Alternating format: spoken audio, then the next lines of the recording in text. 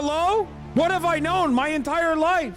Imagine you have an accountant and you're like, well, this is a normal person. This person is taking care of my taxes. Good Morning America has It's to over. say. Yes, for all the Taylor Swift fans out there, overnight, the Grammy winner releasing her highly anticipated album with a big surprise at 2 in the morning. Lara is here to give us all the details. Were you up at 2 a.m.? Are you ready for it, Michael? I'm ready. Let's do it, everybody. All right, let's go. Taylor says all's fair in love and poetry, and that's certainly the case for TTPD, as we Swifties are calling her new album. Or should I say anthology? Bro, this like white woman Manchurian candidate shit. I swear to God. Like, I feel like when Taylor drops, you're like, "Whoa, you were a Swiftie too?" Like, they just pop out of the woodwork. There's like articles being written. It's like all of a sudden you go to school and the dean is making an announcement. It's like, today's declared National Taylor Swift Day. You're like, what are you saying? Were you always like this? Hello? What have I known my entire life? Imagine you have an accountant and you're like, well, this is a normal person. This person is taking care of my taxes and my finances. And then you find out they're like, did you see the new Taylor Swift album where she talked about the golden retriever? That was bars. And you're like, oh my God, you've been dealing with my financial information for years. What the fuck? It's weird. It feels weird. It's like, they keep coming out of the woodwork. Swift talk is not okay. It's 2 a.m. and something new just dropped. Cynthia's reading and it's the Black Dog, the Albatross. Those are the fucking bonus things. The bonus tracks that I bought 4 CDs for so that I'd have all the bonus tracks. And you're telling me she just dropped them literally the day it came out instead of 6 months later like she did with Midnight? Are you kidding? Are you kidding me? How many songs are there? Are there just 4? Hold on. Is it the manuscript? There's 57. Hold on. 57 minutes. So that's 1, 2, 3, 4, 5. Honestly, I am a little jealous. Like, I will never feel this level of joy for anything. I won't. There is no world in which I feel this level of joy. For the rest of my life, nothing, maybe like the abolition of the Israeli apartheid regime, like maybe, and that's just not going to happen. So like, I just don't think like, I just don't think I'm going to be this joyful ever. You said Kojima drops. Yeah. Like, I get excited. I get excited for the next like From Software drop, but honestly, it's nowhere near like this. I think the last time I felt this level of joy was Bernie Sanders in Nevada. Like, that's it. And then everything after that has just been shit. Your firstborn child? Probably not. I mean, this is higher than that, it seems. Like, when she finds out how many songs are in the Taylor Swift album, like, look at her. What? No. Wait, read them out. What are you talking about? There's 15 more songs. How can there be 15 more songs? The Black Dog. Okay. I'm gonna get you back. No spaces. What? The Albatross. Oh my God. Chloe or Sam or Sophia or Marcus. What? How did it end? What? So High School. No. I hate it here. Thank you, Amy. I look in people's windows. No. The Prophecy. What? Cassandra. Peter. The Bolter. What Robin. I think the craziest part about the Taylor Swift fandom is that like these aren't little girls, you know what I mean? Like, these are adults. Like, that's what's so scary about it, right? In some ways, where it's like you're talking about a woman with disposable income and proximity to power. It's like kind of wild to think about. No, I'm serious. Think about that. These are not like 12-year-olds. These are like 35-year-old women with disposable income in the professional managerial class. Like, they are managing people like human beings. Last year I saw the Eras Tour also at my NBA team win their first championship in person. And I got to say, the Eras Tour was more special. And I'm a huge NBA fan. Yeah, like, she just paid her taxes. Just think about that. Like, this woman just paid her taxes last week. And now she's this excited. Ain't nobody paying taxes can ever be this excited within the same week proximity to paying taxes. That's just like not a thing that happens to people once they get to a certain age, once they get to a certain level of like financial security. You know what I mean? It's just like the joy is robbed from you. And it's like, for her, there's something out there for her, which is cool, but also kind of scary when you think about it, you know? What is happening?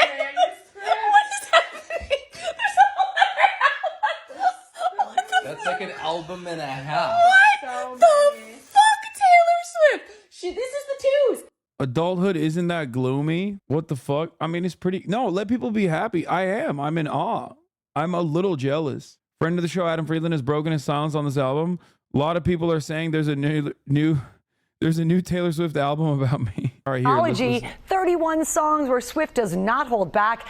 If her most recent exes were quaking in their boots that there would be songs written about them, they had every right to. You look like Taylor Swift in this light.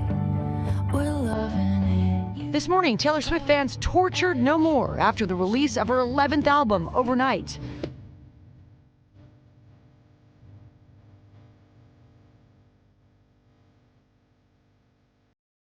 The Tortured Poets Department, full of songs about love and heartbreak. Perhaps Taylor's most vulnerable album yet.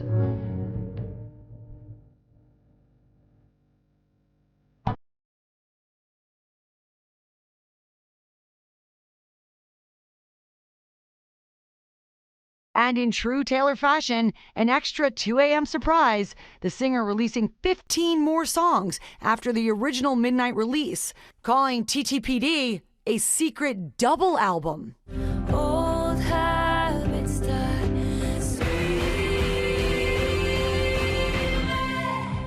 It's so good.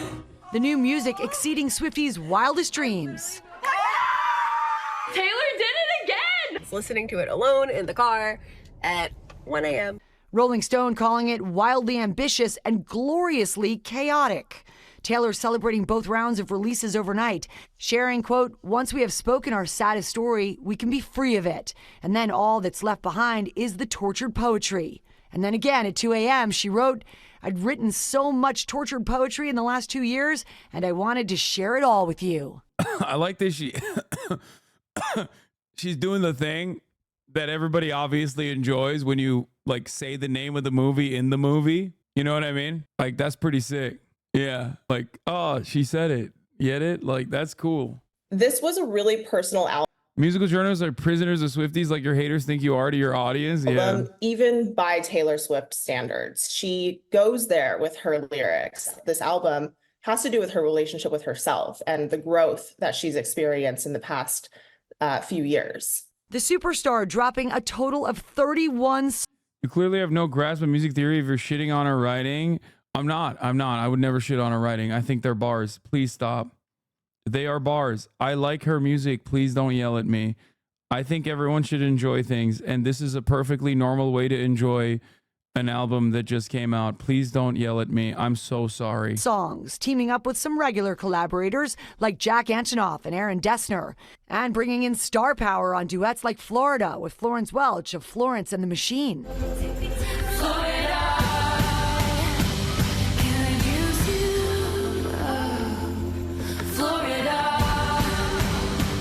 And Post Malone on the revealing breakup song, Fortnite.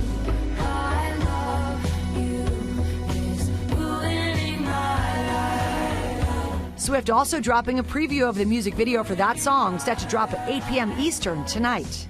Even though she doesn't discuss exactly what her albums are about or her songs are about, pretty much knows, right, that this is a really big chapter of her life. That it's kind of wild to just like have like an analyst that you call in for the new Taylor Swift album. Like, I feel like it's insane. Does this happen for anything else? What the fuck's going on? Like, we brought our foremost white woman expert to talk about the impact that Taylor Swift is having on white women. that she's closing. Album is her first since the end of her 6-year-long relationship with Joe Alwyn.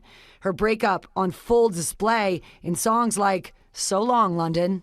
You swore that you loved me, but where were the clues? I died on the altar waiting for the proof. But it's not all tears for Taylor. The songstress also penning not so subtle lyrics about her Super Bowl champ boyfriend Travis Kelce.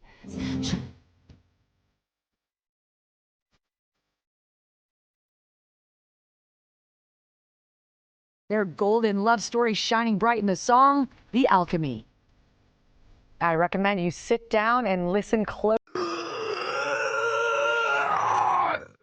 Another moment where Taylor Swift showcases her lyrical expertise. I really like that line about how she's the trophy for him instead of the trophy of the Super Bowl. I have goosebumps, not out of fear, mind you, because of what might happen if I say the wrong thing here, but instead from how much I am captivated emotionally in this very moment where I heard the line about the trophy. We will all like Taylor Swift and we will say we like her. Do not make a mistake. You were my touchdown. Please tell me that's not a line. Please tell me that's not actually something she said. No, that's a joke, right? You're joking, because it is believable. And if it is a line, I really like it. That's a banger. If she said, "You are my touchdown," I would love that line if she said that. If she didn't say that, then that's fine. But if she did say that, I also think that that's good. Like the Super Bowl trophy. Okay. Closely, as the New York Post wrote this morning, many of the songs on the Tortured Poets Department will have you clutching your pearls, or in this case, your friendship bracelets, with some of the revelations. The goodbye song, So Long London, is pretty self-explanatory there. And Swifties think her short-lived rebound romance with the 1975's frontman Matt Healy was the inspiration for the track The Smallest Man Who Ever Lived. So much to unpack in this double album of Taylor treasures. TTPD streaming everywhere right now. That one hurts. Yes. Yeah, gloriously chaotic. We love it. Gloriously. I mean, I do have chills. The dudes you can tell, they're like, yeah, yes, it's chaotic. I think it's chaotic as well, but in a good way, not in a bad way. When I said chaos, I meant controlled chaos, like in a good.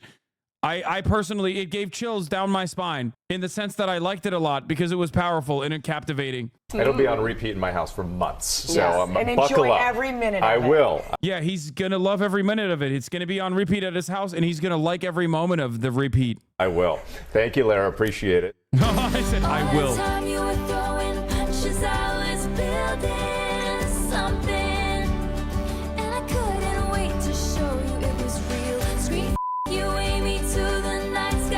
She said that she dropped an F-bomb, a big one. Did she say it to show her interlocutors that that word does not scare her? And it clearly invoked the reaction that was designed. Bit of a bad girl. She's in her, yeah, she dropped a tactical F-bomb on that one. Yeah, Jojo Siwa could never, dude.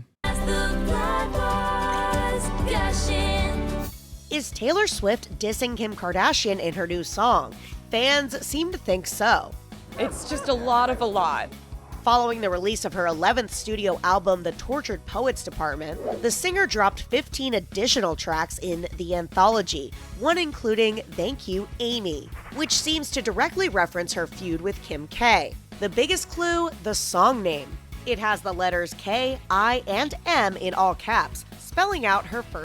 That's beautiful. I think that's very beautiful and very smart, very clever, I think. That's very subtle, but I'm glad that we found it. We understood the message. That's pretty genius. Doesn't take a genius to recognize that at the top of the hour, there's a 3-minute ad break. And if you no longer want to see those ads, all you need to do is subscribe for $5 or for free, baby. First name.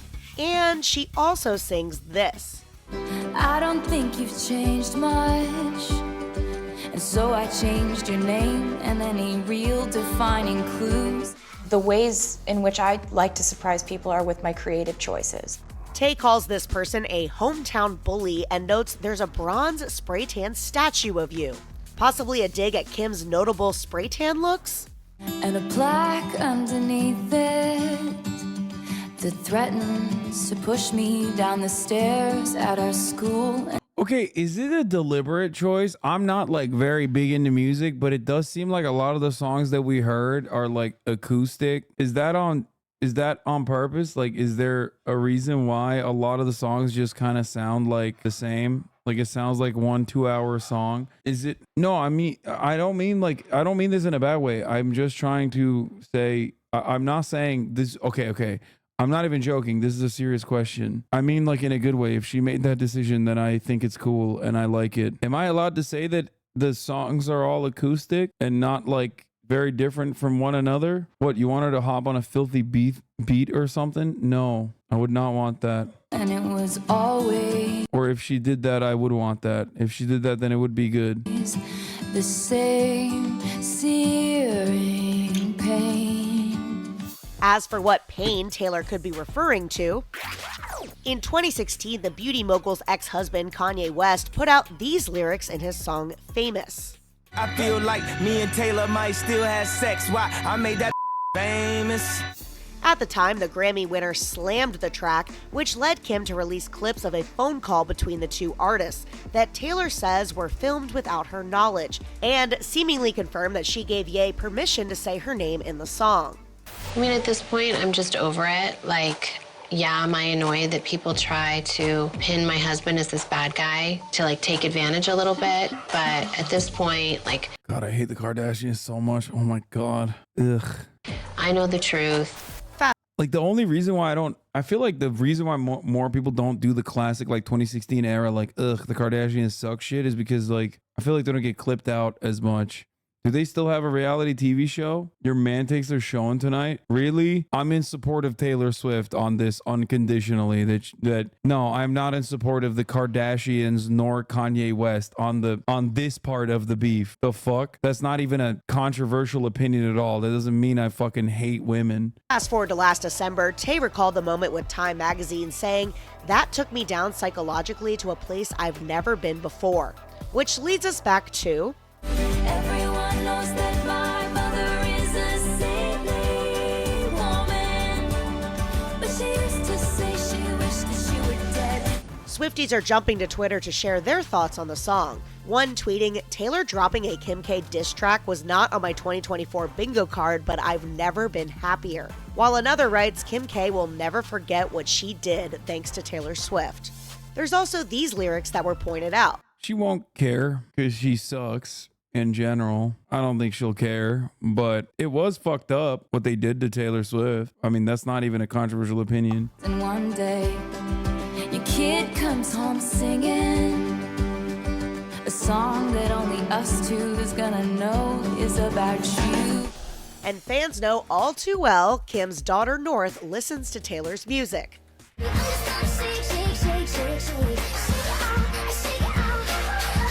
I think the reason why we turned to music is because, we can somehow apply that song to what we're going through in our life. Kim has yet to respond. I just realized I've never really heard Taylor Swift speak in an interview, which perhaps is not a bad thing as far as me not saying something bad that will upset Swifties. It doesn't read as well as her music. That's all I'll say. Onto the track, but Taylor's making it clear she's only coming out stronger in the end.